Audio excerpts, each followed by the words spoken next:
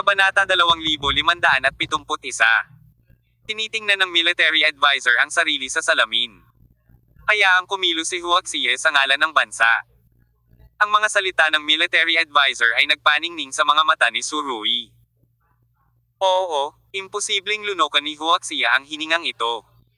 Ang patakarang panlabas ng Huang Xie ay hindi kailanman naging mahina.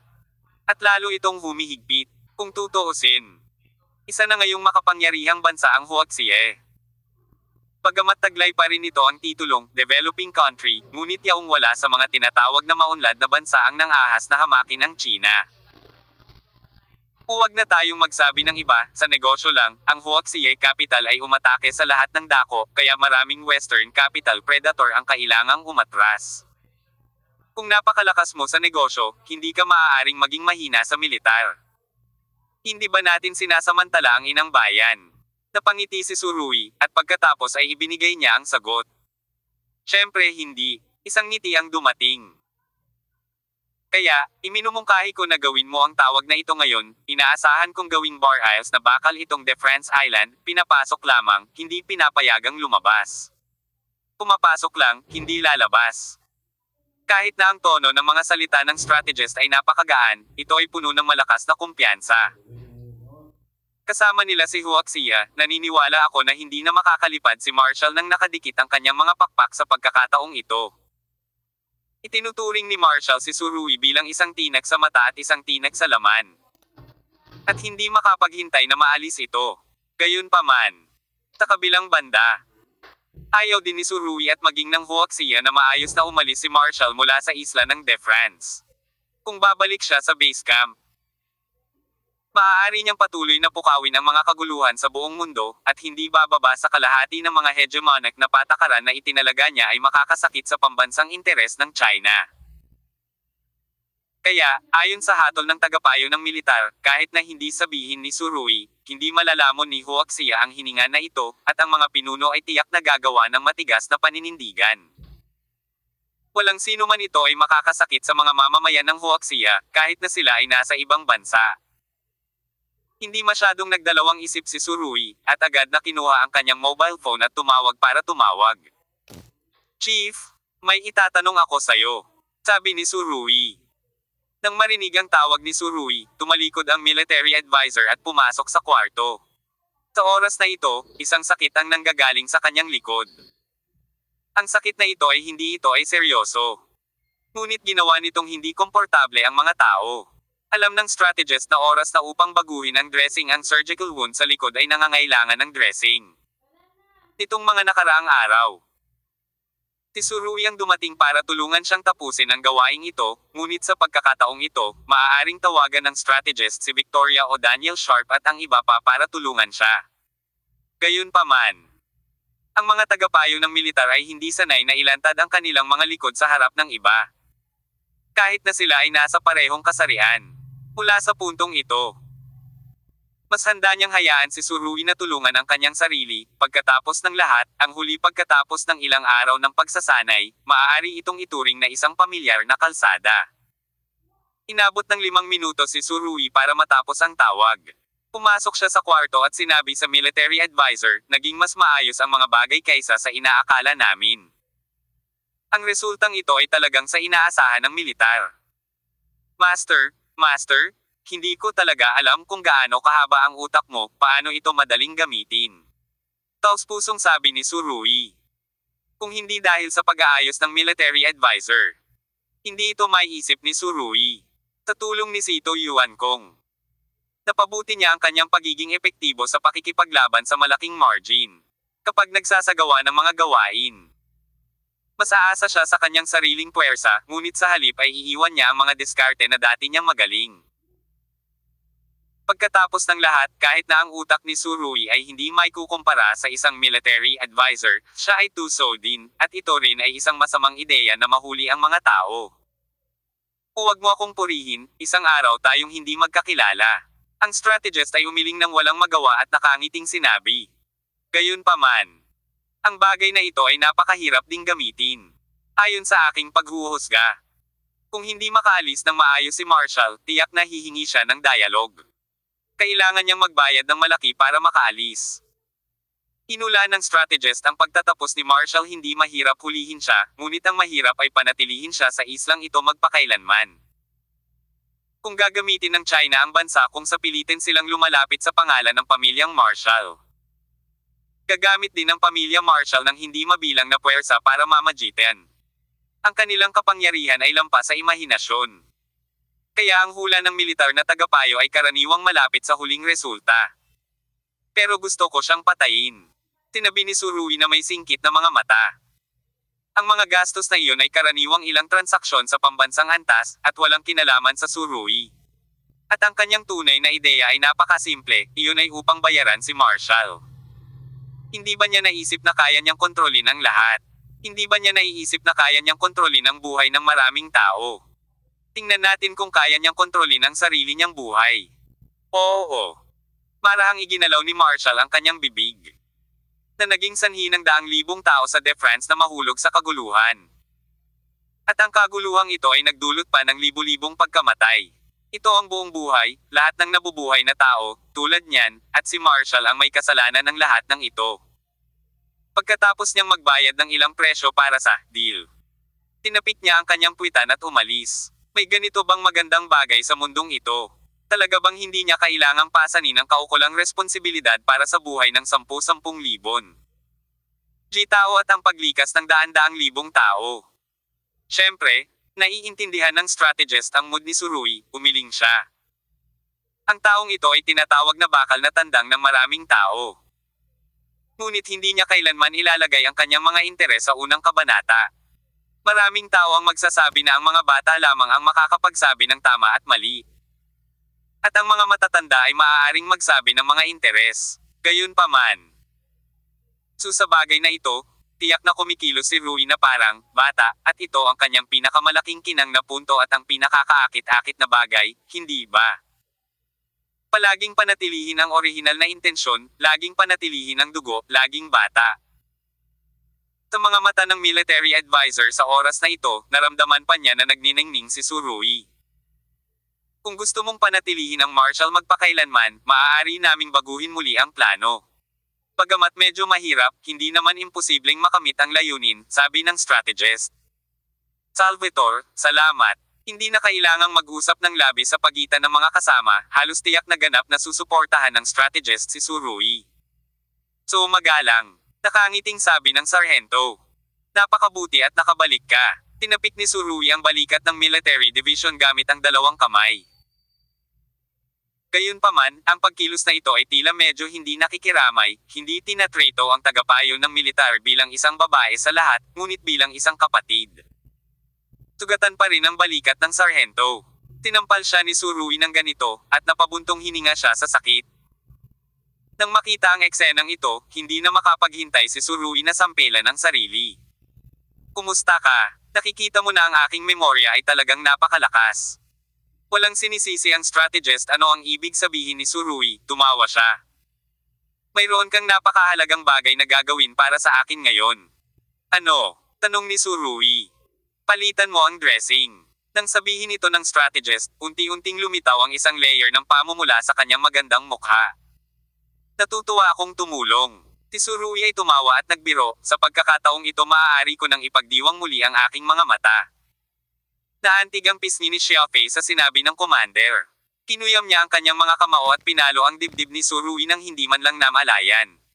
Siya ay may isang malakas na estilo ng anak na baba. Gamit ang takip ng maskara. Ang tagapayo ng militar ay maaaring maging marangal at walang ngiti. Gayunpaman, kapag tinanggal niya ang maskara, babalik siya sa kanyang tunay na sarili nang hindi namamalayan kahit na kumpara sa kasalukuyan.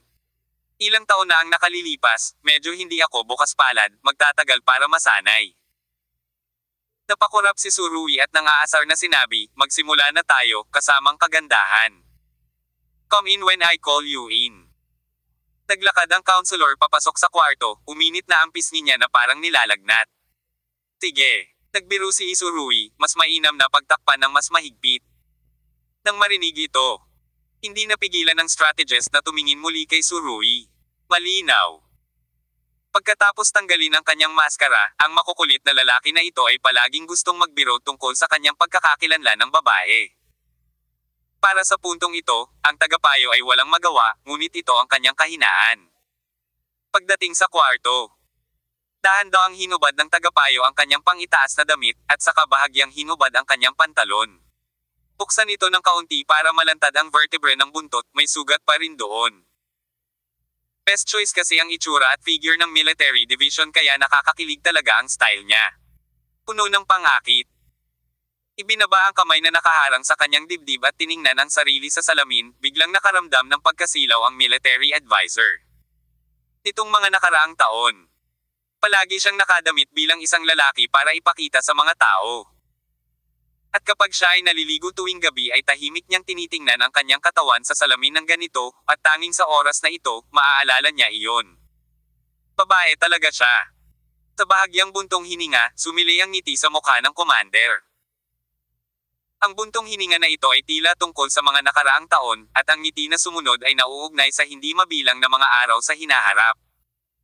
Ang araw ay sumisikat sa labas ng bintana, at masarap mabuhay. Inalis ng strategist ang kanyang mga iniisip. Lumapit sa gilid ng kama, at pagkatapos ay marahan na humiga sa kama, na may ilang puting waterproof tape na nakakabit sa kanyang makinis at magandang likod. Iyon ay mga sugat sa operasyon. Kahit na ang mga sugat ay hindi malaki. Ang bawat sugat ay matatagpuan sa pangunahing bahagi ng gulugod. Ang proseso ng operasyon ay maaaring inilarawan bilang lubhang mapanganib. Sa wheelchair, hindi na ako makatayo ulit. Pasok ka. Ibinaon ng sundalo ang kanyang mukha sa kanyang mga bisig, at ang temperatura ng kanyang mukha ay unti-unting tumataas. Bagamat binigyan ni Surui ang kanyang sarili ng ilang gamot, ang ganitong bagay ay hindi niya masanay. Para sa dalawang kabataang ito ay isang malaking psikolohikal na pagsubok. Pagkapasok ni Surui, tumingin siya sa military division na nakahiga sa kama. Hindi niya maiwasang maramdaman na tumataas ang presyon ng kanyang dugo. At matinding pagkahilo ang sumalubong sa kanya, kaya kinailangan pa niyang suportahan ang pader. Panatilihing balanse ang iyong katawan. Maghuhugas ako ng kamay, sabi ni Surui, tila may bahid ng kahirapan sa kanyang boses. Labain mo ng malinis, huwag mong mahawa ang sugat ko. Parang pilit na pinipigilan ng sarhento ang kanyang kalmado. Dahil napakaganda ng figure ng military division. Nakahiga sa kama sa oras na ito. Ang ilang mga arko ay magiging mas kapansin-pansin kapag tiningnan mula sa gilid. Si Surui ay isa ring normal na tao. Walang mga alon, ito ay dapat na isang kasinungalingan. Si Surui ay likas na sumulyap sa strategist, pagkatapos ay umiling, at walang kamalay-malay na sinabi kung ano ang nasa kanyang puso. Ang strategist, ikaw ay talagang kakilakilabot. Kabanata 2572. Na-arch na naman ang magandang repolyo. Ito ay kakilakilabot. Matapos marinig ang mga salita ni Surui, ang katawan ng sundalo ay hindi maiwasang manginig. Nakakainis talaga ang lalaking ito, hindi ba niya alam kung anong kahihinatnin at hindi pagkakaunawaan ang maaaring idulot ng mga susunod niyang salita sa tuwing magsasalita siya. Gayunpaman, ang strategist ay isang babae pagkatapos ng lahat. Kahit na ang mga salita ni Surui ay tila walang halaga. Ang strategist ay hindi nasisiyahan. Pagkatapos ng lahat, kukunin niya ang saloobin ni Surui bilang isang papuri. Wala namang babaeng ayaw na pinupuri ng iba, diba? Ganun din sa mga military advisors. Pumunta si Surui sa banyo, naghugas ng kamay, pagkatapos ay kinuha ang potion mula sa malaking kahon na ibinigay ni Dr. Akins, at umupo sa tabi ng military advisor. Kaya, ang hindi mapapantayang magandang kurba ay dumating sa mga mata ni Surui. Para sa kanya, ang ganitong uri ng tanawin ay talagang kahanga-hanga. Napakaganda na kailangan niyang pilitin na kontrolin ang kanyang isip at subukan ang kanyang makakaya na tretuhin ang strategist bilang isang pasyente sa halip na isang magandang babae. Simulan mo, tiisin mo. Sabi ni Surui. Inalis ang kanyang kaakit-akit na mga iniisip, at sinimulang maingat na alisin ang waterproof tape, habang ang strategist ay nagngangalit ang kanyang mga ngipin. Si Doktor, ang galing talaga ni Akins. Kailangang ba maantong hininga si Surui ng may damdamin halos sa tuwing nakikita niya ang sitwasyong ito. Ang sugat sa gulugod ng dibisyon ng militar ay napakaliit, na nagpapahirap na maunawaan ang pisikal paano gumagana ang eroplano. Gayunpaman, ayon sa strategist, ang surgical level ni Dr. Akens ay umabot na sa nano-level, at ang maalamat na nanorobot ay hindi na isang alamat sa laboratorio ng Carmen. Masakit pa ba ulo mo ngayon? Tanong ni Surui. Alam niya na ang military division ay may problema sa spinal fluid leakage. At ito ay congenital. Ang posisyon ng pagtagas ay walang katapusan na malapit sa ulo. Na napakahirap patakbuhin. Sa kasong ito, ginagamit ang tradisyonal na operasyon. Ang teknolohiya ay napakahirap ng pangasiwaan. At ang mga panganib ay napakataas, ngunit sa mga pagpapatakbo sa antas ng nano, ang lahat ng mga panganib ay maaaring ganap na maiiwasan. Maingat na inilapat ang Gayuma sa lahat ng sugat ng dibisyon ng militar. Si Surui muli naglabas siya ng isa pang tableta, dinurog ang lahat ng ito upang maging pulbos, at iwiwisek ito sa sugat sa gulugad ng sundalo. Bahagyang nanginginig ang katawan ng sundalo, at halatang dulot ng pulbos sa kanya ang matinding iritasyon at sakit. Malapit nang gumaling, pasensya na lang. Maingat na nilagyan ng waterproof tape si Surui sa dibisyon ng militar. Ayon sa paliwanag ni Dr. Akens, ang pulbos na ito ay kailangan lamang gamitin sa loob ng 3 araw, at pagkatapos ay hindi na ito gaanong masakit. Ramdam ni Surui ang sakit ng dibisyon ng militar. Sa proseso ng muling pagsilang, siya ay talagang naglagay ng labis na pagsisikap. Sa buong gulugad ng dibisyon ng militar, mayroong ilang mga sugat, at ang huli ay nasa dulo ng coccyx. Gayunpaman, ang posisyon ng coccyx ay medyo awkward. Sa tuwing ipapahid ang gamot, Surui man ito o ang military division, medyo awkward. Masyadong madaling bitawan. Ang huling sugat, medyo nahihirapang sabi ni Surui. Oo. Mahinahong sumang-ayon ang sarhento, at bahagyang naninigas ang kanyang katawan. Hindi ko alam kung dahil sa sobrang init ng panahon, medyo namumula ang mukha ni Surui, at umubo siya ng mahina. 2 beses. Kung gayon bakit ibababa ang iyong pantalon ng kaunti, ang iyong vertebrae ng buntot ay hindi pa nalalantad. Ang sarhento ng militar ay maaaring humingi ng tulong kay Victoria at sa iba pa. Ngunit nakaugalian na niyang ilagay ang kanyang sarili palibhasay sarado. Ayaw niyang ilantad ang kanyang sarili ng ganito sa harap ng parehong kasarian o kabaligtaran. Kung ikukumpara, ilang araw nang nagpapagamot si Surui. Sa halip na ipakita ang kanyang katawan sa ibang babae. Tingnan mo, mas mabuting hayaan si Surui na ipagpatuloy ang pag-a-apply ng gamot gayunpaman, pamilyar na ang taong ito dito. Matapos pakinggan ang mga salita ni Surui, halos mapahiya ang military advisor, at ibinaon niya ang kanyang mukha. Sa braso, sinabi niya, "Kaya mo ang sarili mo, wala akong pakialam. Wala akong pakialam." Ito ay isang napaka-bold na pahayag.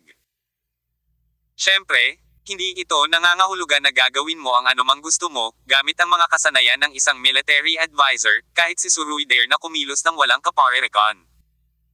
Huminga ng malalim si Surui, at pagkatapos ay nagsabi, "Nagpapagaling ako, tiyak na hindi sinasamantala ang pagkakataong kumain ng tofu." Tumahimik ka. Ang dibisyon ng militar ay ganap na mahina at galit na sinabi. Kinurot ni Surui ang gilid ng pantalon ng military division at ibinaba ito ng kaunti. Na parang sinusubukang iwasan ang ganitong uri ng pisikal na contact. Sa oras na iyon, imposibleng hindi niya ito hawakan kahit anong mangyari. Ginamit niya ang pinakamabilis na bilis upang bigyan ang dibisyon ng militar ng gamot. Noong nilalagay ni Surui ang waterproof tape para gumaan ang kapaligiran, sinadya niyang nagbiro. Medyo puti. Sabihin mo ulit, hindi nakita papainumin ng gamot sa susunod. Gusto lang ng strategist na maghanap ng siwang sa lupa para makapasok. With all due respect, walang kwenta talaga ang mga pananakot mo. Nagkusa si Surui para tulungan ang dibisyon ng militar na iangat ang kanyang pantalon. Kung may kakayahan ka, bakit hindi ka maghanap ng iba? Ang strategist ay talagang nahuli ni Surui, at ang kanyang magandang mukha ay namula sa mga salita ni Surui. Lumabas ka kaagad, ayaw kitang makita ngayon. Tumawa si Surui at naglakad palayo, iniwan ang tagapayo ng militar na ipagpatuloy ang pagbabaon ng kanyang ulo sa kama. Bastos na Apollo. Kinagat ng sarhento ang mapupulang labi at galit na sinabi. Ito ang pakinabang ng pagtanggal ng maskara. Kung ito ay sa nakaraan. Ang sitwasyong ito ay hindi mangyayari, susuhigit na imposible para kay Rui na makita ang kabilang panig ng strategist bukod sa walang katapusang karunungan. Inabot ng kalahating oras bago lumabas ng kwarto ang strategist. Mukhang naligo na siya at ang buhok niya ibinaba niya ito ng mahina at nagpalit ng isa pang itim na pampites. Ang dating pagod ay tuloy ang nawala. Ang mahabang buhok na tagapayo ng militar ay sapat na upang bigyan ng mga tao ng isang napakakamangha-manghang pakiramdam. Maging ang mga mata ni Surui ay lumiwanag ng katutubo. "Tara na," sabi ng sarhento. "Sige." Tumango si Surui, pagkatapos ay hinawakan ang palso ng military advisor. "Kapag nasa tabi ko ka, mas magaan ang pakiramdam ko. Sa piling mo, magiging maayos ang lahat.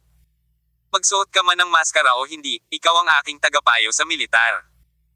Seryosong nakatingin kay Surui.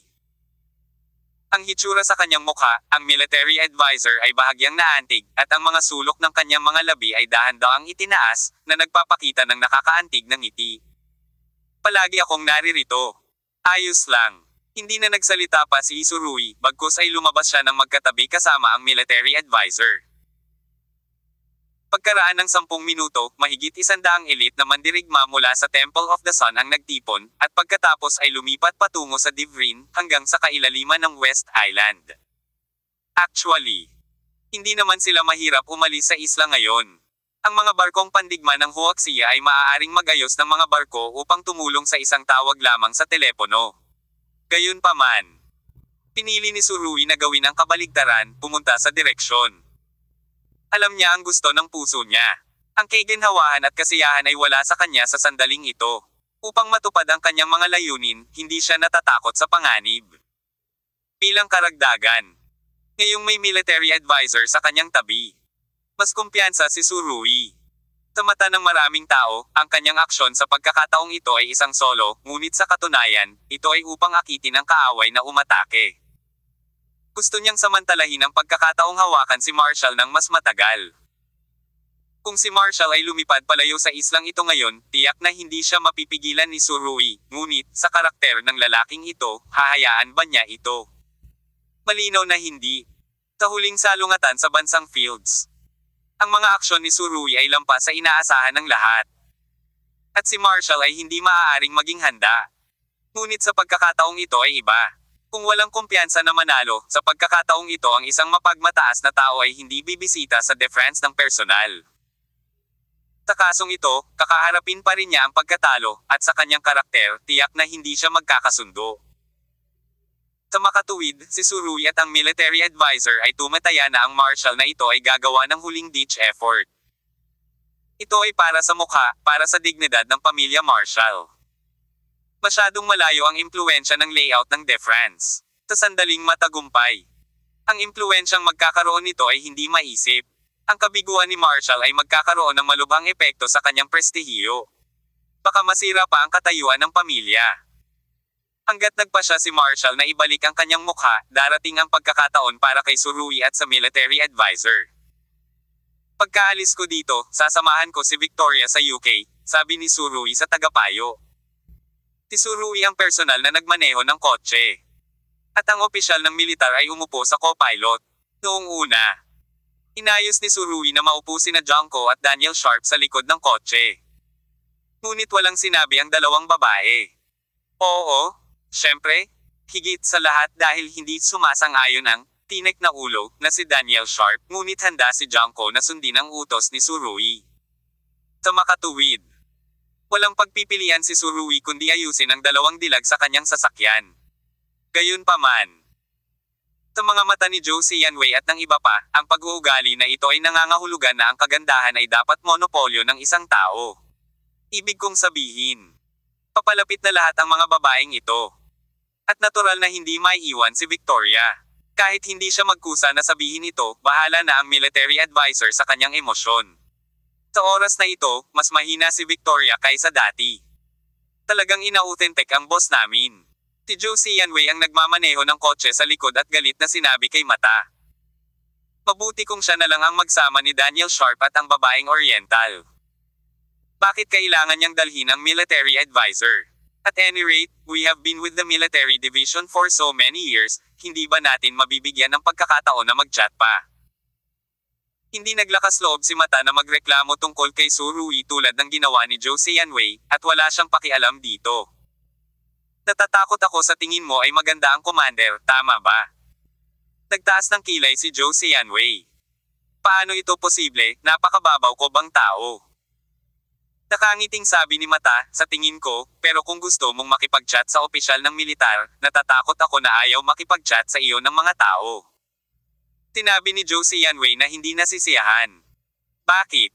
Ako rin ang may pananagutan sa paglitaw ng templo ng araw, okay?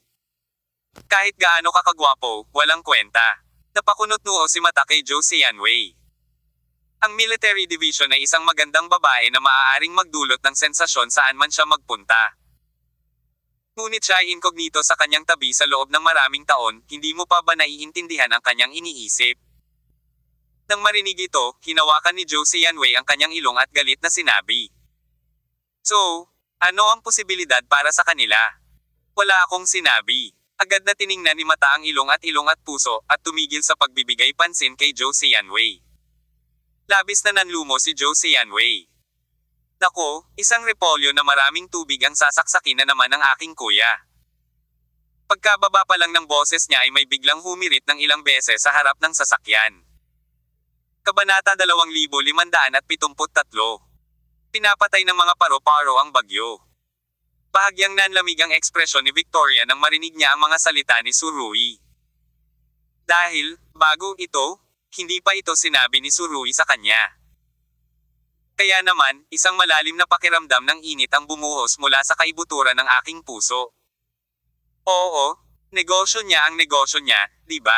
Pagamat walang sinabi si Surui, lahat ng kanyang kilos ay patungo sa direksyong ito. Sasama rin kami sa iyo, sabi ni Daniel Sharp. Umupo sila ni Junko sa magkabilang gilid ni Victoria, magkahawak ang braso niya. Ngayon, ang mga magagandang babae na ito ay ganap na pinakawalan ang pagkakahiwalay. Malinaw. Ang estadong ito ay hindi lamang ang kaso sa Defense Island. Mahirap bumalik sa totoong mundo sa hinaharap. May iba pang maaring magdulot ng lamat sa kanilang relasyon. Huwag kang sumunod, tinabi ni Surui. Hindi masyadong halata ang Victoria sa ngayon. Kung sasama kayong lahat, ito ay magiging agresibo, at malamang na napansin ito kaagad ni George Hill. Okay lang. Kaya ko naman ang sarili ko. Ani Victoria, pakiramdam pa rin niya ay sarili niyang negosyo ito at hindi dapat idamay ang kanyang mga kaibigan, na halos kapareho ng iniisip ng dating tagapayo. Ang bagay na ito ay dapat isaalang-alang sa mahabang panahon. Ang strategist ay nag-isip sandali at sinabi. Maaaring bumalik si Apollo kasama niya. Ngunit si George Hill ay maaaring may maraming mga lihim na nakatago sa kanya. At kahit na may isang malaking relasyon sa templo ng kamatayan at maging sa pamilyang Marshall, kaya dapat pretuhin ng may pag-iingat. Ang strategist ay hindi pabigla-bigla, at ang kanyang saloobin kay George Hill ay napakamaingat din. This time, halatang gustong gamitin ni George Hill ang civil strife sa defense para mawala kung hindi niya alam kung ano ang mangyayari sa islang ito ng maaga, hindi siya maniniwala. Ang taong ito ay nagtatago sa loob ng maraming taon. At masasabing perpekto ang kanyang pagganap. Ang lalim ng lungsod ay hindi maisip. Kung gusto ni Surui na makitungo sa ganitong uri ng tao. Hindi niya dapat basta-basta tatapakan ito tulad ng 5 dakilang pamilya, at kahit na, malaki ang posibilidad na siya ay matinding paghihiganti sa taong ito. Bukod dito, ang background ng George Hill na ito ay napakalalim. At kahit na may royal blood, at ang pag-alis nito ng medallion ay magkakaroon ng napakalaking epekto. At maaaring maging sanhi ng isang serye ng mga chain reaction. At ngayon ay imposibleng makita sa isang sulyap mula sa ang pananaw ng isang military advisor. Maging malinaw sa kung ang mga reaksyong ito ay mabuti o masama. Salamat sa lahat, tinabi ni Victoria, makakatiyak ka, magagawa kong ayusin ang estado. Victoria, hindi mo kailangang maging magalang. Bahagyang sumimangot ang magagandang kilay ng military division. Hindi ko pa kilala si George Hill. Base sa pangyayaring ito, hindi simple ang taong ito, kaya kung kinakailangan, gusto ko siyang makilala. Tila bahagyang nag-alala si Surui nang marinig niya ito, at nagsabi ng isang bagay na hindi makatotohanan. Mag-ingat na kainin ka ng kanyang malaking masamang lobo, ang maliit na puting kuneho. Sa sandaling lumabas ang mga salitang ito. Tumahimik kaagad ang buong sasakyan. At isang pamumula ang bumungad sa magandang mukha ng military advisor. Umubo siya ng 2 beses, na para bang itinatago ang kanyang kahihiyan. Ang pagkakatulad na ito ay hindi naaangkop. Ay hindi lamang hindi naaangkop, ito ay gross. Kumunot ang ilong ni Daniel Sharp at nagsalita ng may paghamak. Galit din na sinabi ni Junko. Masama ba ang mata, o sira ang utak ko? Si Tsurui ay hinamak ng ilang magkakasunod na tao, at hindi niya alam kung ano ang sasabihin, kaya hindi niya naiwas ang sumagot. Kasensama ba ng sinabi mo? Kahit na si Victoria ay nagdagdag. Masama ito. Inihalin tulad ni Tsurui ang military advisor sa isang maliit na puting kuneho. Kung alam ng ibang tao sa madilim na mundo ang metapora na ito. Karamihan sa kanila ay kailangang samuka ng dugo sa lugar. Hindi na ito manhid, pero nakakadiri. Okay. Ang strategist ay nagkalkula ng napakaraming mga kaaway at nanalo ng napakaraming laban. Kung siya ay isang maliit na puting kuneho, magkakaroon pa ba ng isang malaking masamang lobo sa mundong ito? Naisip ito ni Tsurui. Nakaramdam din ako ng kaunting manhid, kaya matigas kong sinabi. Ito ay batay sa aking pagmamalasakit at pagmamahal sa aking mga kasama sa bisig. Tumahimik ka. Ang sarhento ay kalmadong tumingin sa unahan, ang kanyang mukha ay namula, at hindi na niya kinaya si Tsurui. Matapos magmaneho ng buong oras ang convoy, nakita ni Tsurui ang maraming lumikas na mga refugee. Ang scuffle na tumagal ng mahigit 10 araw ay nawala ng tirahan sa maraming tao. Ang kanilang mga bahay ay nasunog. Ang kanilang mga pamilya ay binugbog hanggang sa mamatay, at hindi niya alam kung kailan siya mamamatay. Nakita ni Tsurui ang maraming kalungkutan sa kanilang mga mukha, at maging ang mga mata ng maraming tao ay may lasa ng kamatayan. Ang islang ito ay dati nilang tahanan, ngunit, ngayon para sa kanila, ang lugar na ito ay naging parang Ozere sa mundo, hindi na mainit, hindi na nagkakasundo, at wala ng pag-asa. Sa katunayan, ang dating De France Island ay nasa napakagandang development track. Ang bukas na industriya ng turismo ay lubos na nagpasigla sa pag-unlad ng ekonomiya. Hindi mahalaga kung mahulog sila sa Yamaguchi o Banlunaxi, kahit na ito ay mananatiling neutral, ay maaaring umunlad ng maayos, at ang tourist resort na ito ay magiging isang bagong perla sa karagatang ito. Sa kasamaang palad, sinira ng digmaan ang lahat dito. Ang mga nagawa ng pag-unlad sa nakalipas na ilang dekada ay ganap na naglaho. Kahit nabigyan mo pa ng 20 taon ang isla ng De France, mahirap nang bumalik sa dati nitong estado. Ang pinakakinatatakutan sa pag-unlad ay digmaan. Ang isang digmaan ay sumisira ng higit sa islang ito, turismo. Sa katunayan, tinira nito ang kinabukasan ng De Francois. Hindi mapigilan ni Tsurui na makaramdam ng kirot sa puso nang makita niya ang mga tanawing ito. Masyadong maikli si Kling upang maging isang diktador. Ginamit siya bilang isang Mama Meryl at ganap na sinira ang nakaraan at hinaharap ng islang ito. Ang islang ito ay hindi lamang isang moral, ang tahanan ng mga Pranses ay tahanan din ni Kling. Sa totoo lang, natapos na ang mga bagay, at hindi na kailangang manatili dito ni Marshall. Kung hindi sumali si Tsurui, malamang na nagtagumpay si Klimt sa isang kidlat na kudeta sa ngayon. Kahit na ang pag-uugali na ito ay nakakasakit sa damdamin ng ilang mga turista.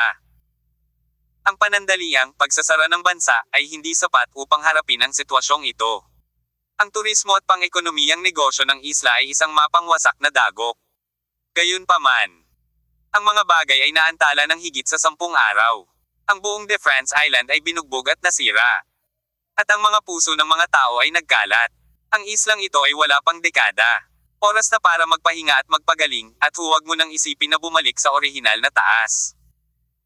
Sa makatuwid, kahit na magtagumpay si Klimt sa kudeta, ang isla ng De France ay hindi naiiba sa Marshall. Sa paglahok ni Tsurui, tinanggap niya ang isa pang matinding tragic loss. Sa mayabang na hitsura ni Marshall, talagang imposibleng tanggapin ang gayong kabiguan. Bagamat orihinal niyang itinuring si Tsurui bilang isang kalaban, hindi niya inakala na maaari niyang sirain ang kanyang pangmatagalang layout plano. Pero ngayon, isang paru-paro ang malumanay na nagpakpak ng kanyang mga pakpak at pinatay ang bagyong bomb alot sa buong De France. Paano magkakasundo si Marshall? Kahit na hindi na mababawi ang pagkatalo, kailangan niyang bayaran si Tsurui para dito. Ang presyo ng dugo, ang presyo ng buhay. Sir, tumatawag si Madam. Sabi ni Lina, sinabi niya sa iyo na bumalik ka. Bumalik ka. Tumingin si Marshall sa dagat sa labas ng bintana, na may kaunting ulap sa kanyang ekspresyon. Siyempre babalik ako, ngunit hindi ngayon. Tila medyo nabalisa si Lina pagkatapos marinig ito. Ngunit, sa pagkakataong ito, tiyak na malungkot si Madam. Lumingon si Marshall at nagpakita ng isang ngiti. Hindi mo ba naiintindihan? Matanda na ang nanay ko. Ang subtext sa pangungusap na ito ay napakasimple, ngunit si Lina ay hindi nang ahas na sumagot. Sir, hiniling sa akin ni Madam na tawagan siya pabalik sa loob ng 10 minuto. Pumalik, telepono. Ganap na hindi kailangan. Mahinang ngumiti si Marshall, nasa akin ang huling sasabihin sa kung ano ang nangyayari dito. Ako ang may huling say. Mayroong maraming dominante sa pangungusap na ito. Pagkatapos ng isang paghinto, sinabi ni Marshall. Gayun din, ang pamilyang Marshall ang hinaharap ay aking desisyon din. Sa nakalipas na ilang taon, karaniwang pinagkadalubhasaan ni Marshall ang kapangyarihan ng pamilya. Bagamat mataas ang katayuan ng ina, walang epekto kay Marshall bilang anak ang mga opinyong inihain ng kanyang matanda. Medyo nag-alinlangan pa si Lina. Sir, kung tatawag ulit si Madam, ako. Pagkatapos ay sabihin sa aking ina na lahat ng susunod kong gagawin ay magtutulungan ng buong pamilya. Ang tono ni Marshall ay mapagpasyahan. Pagkatapos niyang ibaba ang pangungusap na ito, tumalikod siya at lumabas.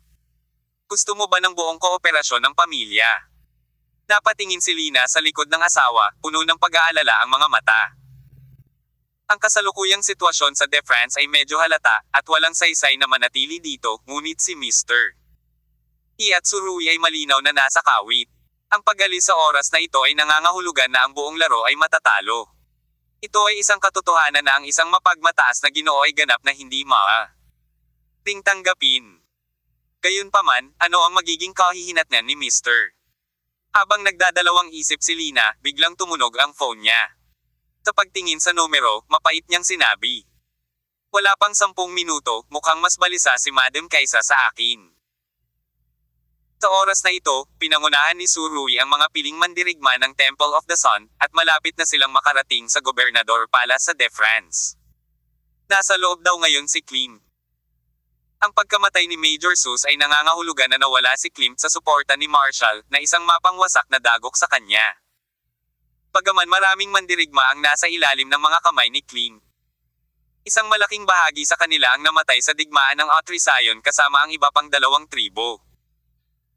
At ngayon ay kakaunti na lamang sa kanila ang maaaring mapanatili ang kanilang kapangyarihan sa pakikipaglaban, mga tao. Sa katunayan, kung hindi nagpakita si Tsurugi. Kung gayon ang mga pinuno ng mga tribo ng Roksai at Varna, sina Zenith at Lakas, ay namatay sa Blitzkrieg ng Klimt, at hindi sana sila naruroon. May mga kasunod na kaganapan. Ang pinakamahalaga ay marami sa mga nasasakupan ni Klimt ang nayanigo na baligtad pa nga sa tubig. Bagamat sila ay mula sa tribong Simian. Ang 3 pangunahing tribo ay nagsimulang magpakasal sa paglipas ng mga taon. Unti-unti silang umalis sa iisang pamayanan ng tribo at pinaghalo. Maraming mga kamag-anak ng tribong Simian ang namata. Why? Sa gitna ng kaguluhang ito, paano nila magpapatuloy si Klimt? Paano ang kanilang paninindigan at hindi matitinag? Sa pagtingin sa Governor's Mansion sa kanyang harapan, si Tsurugi ay naningkit ang kanyang mga mata. Sa tingin ko ay oras na para dumating din si Marshall. Kabanata 2574. Wala kang alam sa booby traps isa. Ang sitwasyon sa De France Island ay unti-unting tumitigil. Kahit na ang Klimt ay tila hindi sikat ngayon. Pagkatapos ng lahat, ito ay isang behemoth sa kanyang sarili.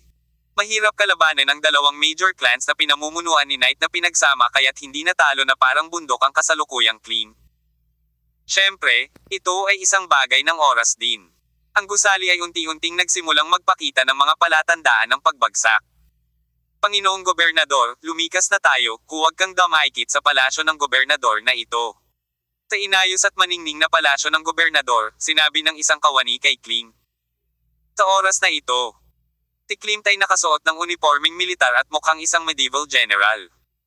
Ito ang ceremonial na kasuotan na espesyal na hiniling niya para sa isang master na ipasadiya matapos siyang mahalal na gobernador. Upang madagdagan ang kanyang pakiramdam ng kataimtayman bilang gobernador at a sense of solemnity.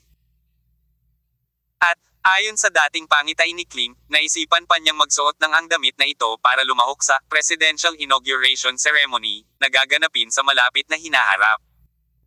Oo, siya ang magiging pangulo ng unang kabanata ng De France. Kung hindi nagpakita si Suruy, maaaring maayos niyang nakamit ang kanyang layunin. Baka inaugural speech na. Sa kasamaang palad, ang isang magandang pangitain ay isang imahinasyon pagkatapos ng lahat, ngunit ang katotohanan na nakakuha ng iyong mata ay isang sirang pader. Magkasamang umaatake ang mga koponan ng Varna at Ropsai. Pagamat medyo katamtaman ang kanilang pagiging epektibo sa pakikipaglaban. Hindi alam ng koponan ng Simian kung gaano katagal sila makakatagal. Maaaring may 3 araw, maaaring 10 araw, sandali na lamang bago tayo matalo. Ang hindi nakakakuha ng puso ng mga tao ay hindi kailanman mananalo sa mundo. Nang simulan ni Klim ang kudeta, labis niyang pinukaw ang galit ng mga tao. At maging ang maraming tao mula sa Varna at Ropsai ay nabigla sa kanyang mga salita. Ngayon, sumali na sila sa hukbo laban sa mga dayuhang turista, at ang unang nagpasan ay ang mga turistang Chino. Hindi malilimutan ni Suruy ang babaeng turistang Chino na namatay ng malungkot. Ang sariwang buhay na ito ay ginamit ni Klim bilang dahilan ng kudeta. Dahil dito lang, imposibleng umalis si Suruy. Dapat niyang bayaran si Klim para dito, at dapat niyang hanapin ang hustisya para sa mga namatay na turistang Chinese. Alam ni Klim na hindi siya maaaring umatras o tumakbo, at kailangan niyang manatili sa palasyo ng gobernador. Manalo man siya o matalo, ito na ang kanyang huling dignidad. Noong nakaraan, ang palasyo ng gobernador na ito ay simbolo ng kapangyarihan at katayuan. Si Klimt ay nag-effort para makaakyat sa posisyong ito, paano siya susuko? Hindi ako makakapunta. Sa pagharap sa panghihikayat ng kanyang mga nasasakupan, direktang sinabi ni Klimt. Kahit na mamamatay ako sa palasyo ng gobernador na ito. Your Excellency Governor, now critical ang sitwasyon. Kung aalis tayo ngayon, maaari pa rin tayong mag-apply para sa political asylum sa United States, gustong hikayatin ng subordinate. Mag-apply para sa political asylum sa United States. Matapos marinig ito, si Klimt ay biglang nagkaroon ng mamamatay tao na pakiramdam mula sa kanyang madilim na mukha. Nang makita ang ekspresyon ni Klimt, biglang lumundag ang puso ng subordinate na ito. Napagtanto niya na 80% ng oras na sinabi niya ang mali. Sa panahong tulad nito, kung kailan kailangang ipagtanggol ng gobernador ang kanyang dignidad, paano niya masasabi ang mga salitang gaya ng pag-a-apply para sa political asylum? Bagamat ito ay para sa kaligtasan ng gobernador, hindi ito dapat sabihin. Naiintindihan mo. Tiningnan ni Klimt ang ekspresyon ng kanyang nasasakupan at alam niyang napagtanto niya ang pagkakamali. Panginoong Gobernador, ito ang aking problema, humihingi ako ng tawad sa iyo. Bahagyang natarante ang aide sa nakamamatay na mga mata ni Klimt, at mabilis na sinabi. Maraming taon mo akong kasama. Kaya dapat alam mo kung ano ang pagkatao ko. Diba? Umiling si Klimt. Biglang kumaibot ang mga sulok ng kanyang bibig. Na nagpapakita ng ekspresyon na higit pa sa umiiyak na pangit ng ngiti, ngunit ang subordinate na ito ni Klimt ay nakaramdam ng mabangis na lasa mula sa kanyang pangit na ngiti. Panginoong Gobernador, nag-alinlangan siya, hindi alam kung ano ang sasabihin. Kailangan kong aminin, sa sandaling iyon, nagkaroon ako ng pagnanasa na patayin ka, sabi ni Klimt. Nakangiti niyang sinabi ang pangungusap na ito, ngunit sa pandinig ng tauhan na ito, nakakatakot ang lasa niya. Ang simpleng pangungusap na ito ay nagparamdam na sa kanya kung ano ang ibig sabihin ng pagiging incapacitated. Sa minuto lang pala, nasa bingit na siya ng buhay at kamatayan. Paumanhin. Panginoong Gobernador, sa palagay ko ay hindi ko dapat ginawa ito. Sinabi ng miyembro ng staff, sa mga ganitong pagkakataon, dapat akong magkusa na lumaban sa halip na subukang tumakas. Mabilis nga ang reaksyon niya, at gusto niyang humingi ng tawad kay Klimt. Ngunit hindi inaasahan ng taong ito na bago bumagsak ang kanyang boses, tumango si Klimt ng mariin. Tama ka, sa palagay ko ay maaari ka ring magkusa na lumahok sa digmaan, ibibigay ko ito sa iyo ngayon. Komando, dinala mo sila sa gilid, at nagulat si Lakes at Zenith. Nang marinig ang mga salita ni Klimt, biglang natarante ang aide. Ano ang biro? Sabi ko gusto kong magkusa na lumaban, hinayaan mo akong magkusa para umatake. Nagsasalita lang ako. Ano ang seryoso mo? Hindi isang pangmatagalang solusyon ang bulag na ipagtanggol ngayon. Dapat tayong gumawa ng inisyatiba upang salakayin at sirain ang nakakasakit na pormasayo ng dalawang tribong ito. Tinapik ni Klim. Iyang balikat ng aid. Kodiak, sabihin mo sa akin, maaari mong pamunuan ang komando upang matagumpay na makumplito ang misyon na ito. Nangangako ako na tatapusin ang misyon, salamat sa iyong pagtitiwala sa gobernador. Napasigaw lang ng malakas ang staff. Wala siyang magawa kundi magpakita ng katapatan. Alam din niya sa kanyang puso na hindi ito isang komando, ngunit isang death squad. Ang mga Varna at Ropesay ay nakabuo na ng kanilang mga pormasayo ng pag-atake. At ang bilang ng mga umaatake ay napakalaki na kahit na sila ay hindi inaasahang lumihis sa gilid, sila ay tiyak na mamamatay. Sa pagtingin sa ekspresyon ng aid na ito, naunawaan na ni Klim ang lahat. Kodiak, kailangan mong maging matapang, wala tayong paraan. Sinong nagsabing walang paraan? Hindi ba ito isang paraan upang pumunta sa US para mag-apply para sa political asylum? Ang tauhan na ito ay nag-iisip sa kanyang puso. Ngunit hindi siya nang ahas na sabihin ang mga salitang ito pagkatapos ng lahat. Panginoong Gobernador, mangyaring makatiyak. Pagkatapos magsalita ni Kodiak, kinuha niya ang order at umalis. Siya ay isang opisyal ng kawani at may kaunting pag-unawa sa mga taktika, ngunit hindi pa siya personal na nag-utos ng digmaan. Napakasimple ng intensyon ni Klim, na iyon ay, hayaan siyang mamatay. Oo. Kapag sumugod ang komando na ito, tiyak na mababawasan nito ang defensive pressure ng Governor's Palace. Kung ang komando na ito ay maaaring makagambala sa pagbuo ng dalawang pangunahing tribo. Kung gayon ang iba pang mga tauhan ng Lim ay maaari ring kumuha ng pagkakataon na sumugod at tanggalin ang baluti at baluti na pinatay ng dalawang tribo. At nang makita ng mga tauhan ang numero ng tinatawag na komando, mas naging determinado siya. Mga kaisipan. Dahil, ang komando na ito ay may kasing dami ng 500 katao. Sa ngayon ay sira-sira na isla ng De France. Ang epektibong kapangyarihang panlaban ng magkabilang panig sila ay patuloy na nauubos. At ang kakayahang kontrolin ng napakaraming tao ay talagang isang puwersa na walang sino man ang maaaring maliitin. Makikitang hindi talaga maliit ang determinasyon ni Klim. Hanggat sinubukan nating pumatay ng isa pang tao, mas malaki ang posibilidad na mabuhay tayo. Wala akong masabi, sana makabalik tayong lahat ng buhay. Sigaw ni Kodiak sa maraming sundalo ng komando, at nagsimulang pangunahan ang team palabas. Sa napakaraming tao sa paligid, naramdaman ni Kodiak na tila hindi niya kailangang mamatay si Go. Pagkatapos ng lahat, ang 500 katao na ito ay pawang mga kagamitan sa istilong Amerikano. Ano ang pamantayan para sa hukbong Amerikano? Sila ay nilagyan ng kung ano ang pamantayan. Hindi banggitin ang katumpakan ng pagbaril at ang pagiging epektibo ng labanan ng mga individual. Mula lamang sa mga armas at kagamitan. Tapat na upang ipakita ang kahalagahan ng pangkat na ito. Ang mga koponan ng Ropesay at Varna ay hindi maaaring magkaroon ng gayong sopistikadong kagamitan. Marami pa rin sa kanila ang gumagamit ng mag. Lokal na baril at kanyan.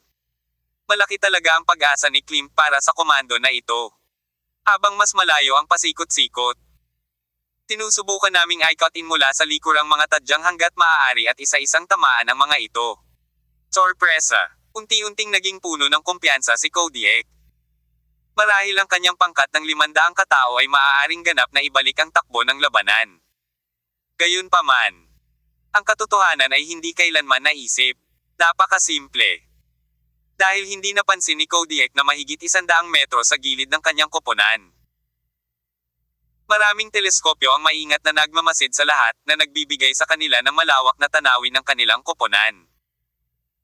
Si Kodiak ay tumangkilik at nagmamadaling nagmarcha, hindi inaasahan na mangyayari ang ganoong bagay. Nakakatuwa talaga ang team na ito. Walang pakialam na sinabi ni Surui. Lakes at Zenith, ang dalawang idiot na iyon, hindi ba nila naisip na maaaring tumalikod si Klimt at saksakin ang kanilang mga chrysanthemums? Si Surui ay isang dalubhasa pagdating sa pakikipaglaban, at nakikita niya mula sa mahuhusay na kagamitan ng koponan na mayroon silang mahalagang misyon na ibalik ang takbo ng digmaan. Sa kasamaang palad. Sa pananaw ni Surui, ang pangkat pangkat na ito ay isa lamang grupo ng mga walang alam na multo na lumalaban sa kamatayan. Kahit na makamit nila ang naisip na mga resulta. Ang pangkalahatang takbo ng buong isla ng De France ay hindi maibabalik. Ang pagbagsak ni Klimt ay isang tiyak na bagay. Sige at ilatag mo ang mga mina na nakakulong sa bubi. Pinaikit ni Surui ang kanyang mga mata at sinabi. Kung hindi dahil sa kanya, baka nasa komando ang team ni Lakes at Zenith na pinamumunuan ni Kodiak. Napakalaking kawalan. 5 minuto ang lumipas, ang taliban ng komando team na ito ay tila bahagyang natisod habang mabilis na nagmamarcha. Hindi niya napansin ang nangyayari nang marinig niya ang tunog ng mga pagsabog mula sa ilalim ng kanyang mga paa at napuno ng apoy ang kanyang mga mata.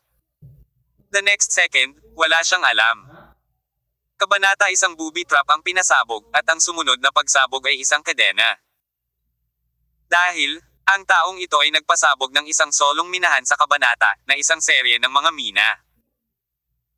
Ang mga tropang ito ng De France ay mas malakas ng kaunti kaysa sa rabble, may ilang pagsasanay sa militar, marunong bumaril ng baril, iyon lang. Sa kasamaang palad, wala talaga silang alam tungkol sa mga booby traps. Kabanata 2575. Hanging. Sa pagkakataong ito, ang serye ng mga minahan ay pumatay ng hindi bababa sa 30 katao at ikinasugat ng hindi bababa sa 30 katao. Ang tunog ng mga pagsabog ay nagpanginag sa puso ni Kodiak. Ang pagbuo ng kanilang mga komando ay masyadong siksik. At ang pamamaraan ng pagdeploy ng mga booby trap na mina sa Temple of the Sun ay masyadong mataas, at nakagawa sila ng maximum na pinsala. Halos isang shrapnel ang nasasayang. Sa oras na ito, hindi alam ni Kodiak kung paano ilarawan ang kanyang kalooban. Ang labanan ay hindi pa nagsisimula. At 30 tao ay nabawasan sa isang iglap. Anong problema? Namatay ka ba bago ka lumabas sa apprenticeship? Higa, humiga ka, tigaw ni Kodiak.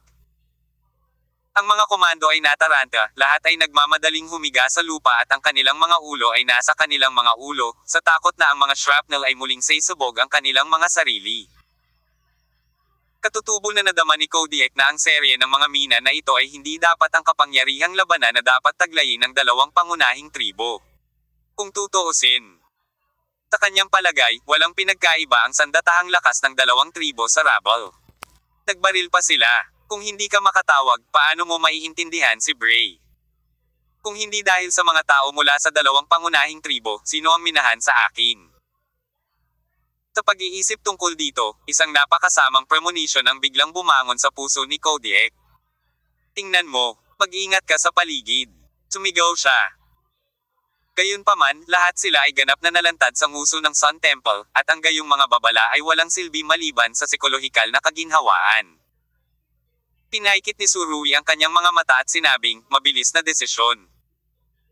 Ang mga simpleng salitang ito ay ganap na binibigkas ang kapalaran ng mga taong ito. Kaya, nang bumaba ang boses ni Surui, ang mga putok ng baril ay parang popping beans.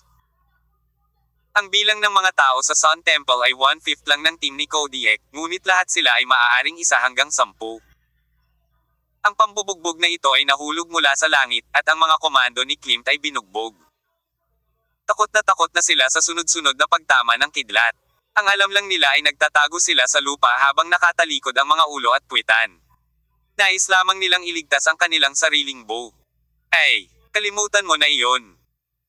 Ito ay halos isang salvo lamang, at ang mga komando ay malapit nang mawala ng higit sa 100 katao. Ito ay isang lubhang nakakatakot na bilang ng nasawi. Walang paraan, nakahiga sila sa lupa at nakapout ang kanilang mga puwit at hinayaan silang matalo ng Sun Temple. Ang mga elite warrior na ito ng Sun Temple ay maaaring tamaan sila kahit nakapikit. Wala ni isang bala ang nasasayang. Lumaban ka, tigaw ni Kodiak. Gayunpaman, ang ganitong uri ng pagsigaw ay walang gaanong epekto. Maliit na bilang lamang ng mga komando ang tumugon at nagsimulang bumaril. Para naman sa iba, naisipan nilang tumakas. Upang maalis ang pangkat na ito, ang templo ng araw ay talagang walang kahirap-hirap, kahit isang nasugatan. Desperado na si Kodiak. Ito ay hindi isang digmaan sa lahat, ngunit isang katas ay sinampal sa ulo bago magsimula ang labanan, at pagkatapos ay mayroon lamang isang nahihilo na pambubugbog. Gagampanan niya sana ang papel ng isang kakaibang sundalo. Ngunit bago pa man siya makausap ang dalawang pangunahing tribo, siya ay binugbog at dinasarmahan ng makapangyarihang kaaway na ito na hindi alam kung saan siya nanggaling. Sa wakas, pagkatapos ng 5 minuto, halos tumigil ang putok, at sa 500 katao, wala pang 200 tao ang nakatakas. Hindi nakatakas si Kodiak. Gusto niyang tumakbo, ngunit sa kasamaang palad, hindi niya magawa. Dahil sa harap niya, hindi ko alam kung kailan may sumulpat na binata. Sino ka? Tanong ni Kodiak. Ang lalaking ito ay mukhang ordinaryo, ngunit naramdaman ni Kodiak ang isang nakatagong aura mula sa kanya. Ang aura na ito ay tiyak na hindi maaaring magkaroon ng mga ordinaryong tao, kahit na si Klim. Nasaan si Klim? Hindi sinagot ni Surui ang tanong ni Kodiak, ngunit itinuro ang gobernador pala sa di kalayuan. Nagtago pa ba siya doon? Ikaw at ako ay may kondisyon, sinubukan ni Kodiak ang lahat para pakalmayan ang sarili. Alam niyang masyadong malakas ang fighting power ng grupong ito ng mga tao. Kung hindi siya nakipagtulungan nga, yun, baka dead end lang. Pwede mo ba akong bitawan kung makikipagtulungan ako? Tanong niya. Ito ay isang napakatalino na tanong. Mapalad si Kodiak na ang Surui na nakilala niya ay hindi isang cold-blooded murderer. Okay, ibig kong sabihin ang sinasabi ko. Malumanay na sabi ni Surui, at nakuha ni Kodiak ang sagot na gusto niya. Nandyan si Governor Klim. Tinabi niya na mas gugustuhin niyang mamatay kaysa tumigil. Totoong paliwanag ni Kodiak. Ang iyong pagkakakilanlan. Tanong ni Surui na may singkit na mga mata. Ang kawani ng Governor's Chapter. Tumigil sandali si Kodiak, pagkatapos ay idinagdag, siya rin ang komando na namamahala sa ngayon. Gaano karami ang alam mo tungkol sa mga tauhan at firepower ng buong palasyo ng gobernador? Sabi ni Surui, itinaas ang kanyang ulo, at tumingin sa Governor's Mansion sa malayo. Napaka-partikular ng lokasyon nitong Governor's Mansion. Ito ang pinakamataas na punto para sa ilang kilometro sa paligid. Madali itong ipagtanggol at mahirap sa lakayin. Napaka-discerning ng mga tao. Naglabas ako ng 500 tao. Sa kasalukuyan, may humigit kumulang 2,500 depensibong puwersa sa palasyo ng gobernador, na karaniwang mga kagamitan sa istilong Amerikano. Tinabi ni Kodiak. Marami pa ring kuta sa paligid, kung walang mabibigat na artilleria, mahirap sirain. Hindi maiwasan ni Surui na sumulyap kay Victoria sa malayo. Obviously, malaking pabor ang ginawa ng babaeng ito kay Klim. Bago ang kudeta, nilagdaan ni na Klim at George Hill ang isang malaking order ng armas. At responsable si Victoria sa pagpapadala ng mga armas sa De France. Matapos may padala ang mga armas sa isla. Isang malakihang kudeta ang sumiklab dito. Ang pangunahing punto ay kailangan na ngayon nina Surui at Victoria na mapatay ng mga armas na sila mismo ang nagpadala. Ito rin ay isang modelo ng paghuhukay ng butas para sa kanilang sarili. George siyang alo ni ay talagang walang awa, at binilang niya kung ilan ang mga tao ng sabay-sabay. Lalong naramdaman ni Surui na hindi ganoon kadali ang kapatid ni Victoria. Nasaan ang pinakamahinang depensa? Pinaikit ni Surui ang kanyang mga mata. Ang depensa ng Governor's Mansion ay napakahigpit. At halos walang mga dead ends. Kung gusto mong makamit ang iyong layunin sa pamamagitan ng pagstormang, natatakot ako na medyo malaki ang pagkawala. Totoong sabi ni Kodiak. Naunawaan ni Surui nang marinig niya ito. Hindi nakakagulat na ang Klimt na ito ay kailangang manatili sa palasyo ng gobernador. Kaya, iminumungkahi ko na dapat kang sumuko, o piliin na palibutan ang iyong sarili ng hindi lumalaban. Tiningnan ni Kodiak ang ekspresyon ni Surui at pansamantalang sinabi. Sa katunayan, ang mungkahing ito ay lubos na taos-puso. Kung tutuusin. Bagamat ang palasyo ng gobernador sa Klimt ay madaling ipagtanggol at mahirap sa lakayin.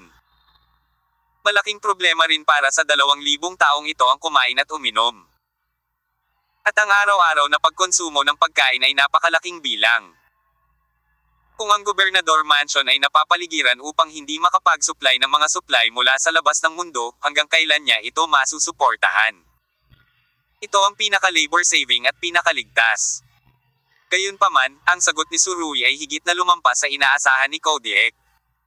Pagkatapos ay umatake ka. Ang pangungusap na ito ay sinabi ng walang pakialam, na para bang pinag-uusapan niya ang tungkol sa isang napakaliit na bagay. Nagulat si Kodiak. Ang isang kalsada ay ligtas at walang panganib. Ang isang kalsada ay napakabilis, ngunit ang panganib ay napakataas, ngunit hindi pipiliin ng Tsurugi ang kabanata ng kalsada. Sarili niyang puso lang ang susundin niya. Klim, oras na para bayaran mo ang presyo. Sa pagtingin kay Tsurugi, si Kodiak ay nanginginig ng hindi mapigilan. Sino ang lalaking ito? Sa harap niya, pinigilan siya ng kanyang aura, at maging ang normal na paghinga ay naging isang napakahirap na bagay. Tara na! Tara na! Tumingin si Tsurugi sa Gobernator's Mansion na matatagpuan sa pataas, at ang kanyang mga mata ay kumikinang na parang espada, at ang matalim na aura na nakapaloob dito ay tila kayang tumago sa hangin. Si Kodiak ay nasa ulirat sa lahat ng oras, tulala siyang nakatingin habang mabilis na inalis ni Tsurugi ang Sun Temple, at pagkatapos ay umupo sa lupa. Sa kaso ng dalawang digmaan, napakahirap talaga para sa kanya na kumapit ng matagal. Hindi inaasahan ni Kodiak na talagang pakakawalan siya ng kabilang partido. Hindi ba sila natatakot na magbigay ng tip kay Kling? Hindi maisip ng binatang iyon mula sa China ang antas na ito. Ano ang ibig niyang sabihin nang hindi niya pinatay ang sarili niya? Ipinapakita nito na wala siyang pakialam sa sarili niyang buhay o kamot. Ayan. Wala akong pakialam kung mag-tip off ako kay Klimt o hindi. Pagkatapos ay iulat ito o hindi. Nag-isip ng mabuti ang aide ng Klimt's chapter at nagpas siyang gawin muli ang kanyang mga tungkulin, kaya kinuha niya ang kanyang mobile phone at tinawagan si Klimt. Panginoong Gobernador, natalo kami, sabi ni Kodiak. Anong problema? Gaano ka nakatagal lumabas? Ang balitang ito ay medyo hindi inaasahan para kay Klimt. Dahil sa kanyang palagay, ang mga komando ay napakahusay sa kagamitan na dapat nilang makuha ang magagandang resulta. Paano ito mabibigo sa napakaikling panahon? Panginoon, pasensya na, natalo kami, at nabigo kami ng husto. Sabi ni Kodiak. Ang lakas ng putok ng kalaban ay masyadong mabangis. Hindi namin ito malabanan, ito ay isang pangkat na binubuo ng mga espesyal na puwersa, at sila nagsimula na ngayong salakayin ang palasyo ng gobernador mula sa likuran. Isang pangkat ng mga espesyal na puwersa. Solemn na ang boses ni Kling. Okay, I get it. Ngayon, dalhin ang natitirang mga komando at lumapit sa palasyo ng gobernador. Nang matapos siyang magsalita ay ibinabanan niya ang telepono. Gayunpaman, medyo kakaiba ang ekspresyon ni Kodiak. Sa oras na ito, gusto mo akong lumapit sa palasyo ng gobernador. Dear Governor, sira ba ang utak mo? Sa oras na ito, ang lahat ng isip ni Kodiak ay napuno ng kahindek-hindek na hitsura ni Klimt mula kanina.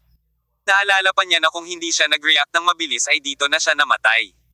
Tinutukan ng baril si Lord Go. Werner, kung magtagal pa ako, wala na akong pinagkaiba sa isang tanga.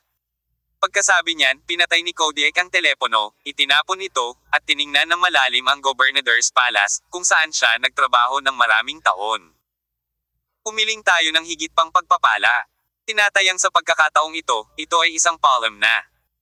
Pagkatapos niyang magsalita ay nagmamadali siyang pumasok sa gubat.